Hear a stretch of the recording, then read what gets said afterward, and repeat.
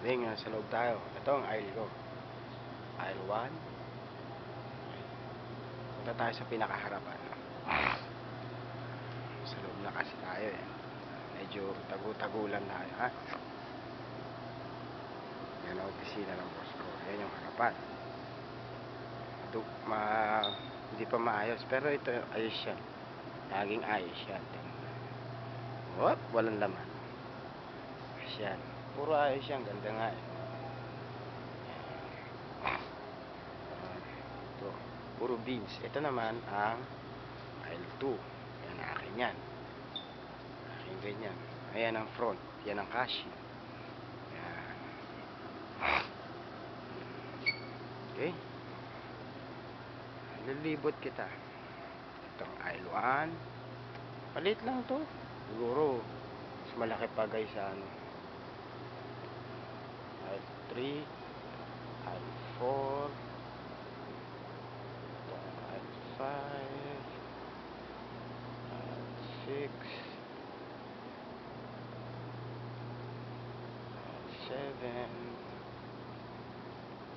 Ayan, akin din to. Ayan, mga gatas. Akin yan. Magulo pa eh, kasi kararating ko lang. Ayan. Ito tayo sa harapan.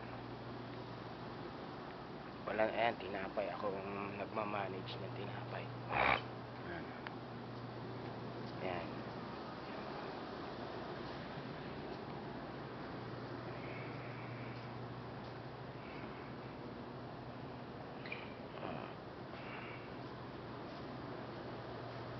Kanya naglinis kagabi, kahapon. Malinis yan. Ayan, ito lang. Ito na. Maliit lang. Maliit lang kami dito. Siguro mga 200 feet lang ang ano. Pero yung haba, ganda no. Pero tignan mo yung ano. Ayan.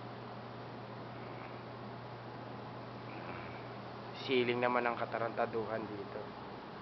Ayan. Tignan mo yung kinakain nila. Mga panis. Lalagain tapos ibebenta. Ayan, yan, ganyan yan sila rito. May mga gulay nila. Sasabihin mo pupunta ka rito. Papakainin ka na ng mga ganyan. Hindi kita pakakainin. Doon tayo sa loob. Okay? Warehouse.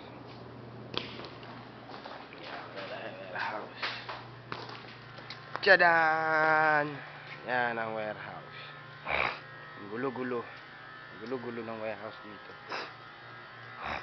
Walang ano-ano.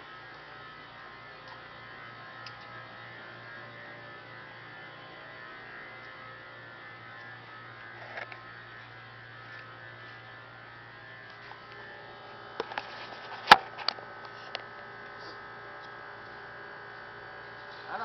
Magtatrabaho na muna ako ha? Love you baby ko. Bye bye.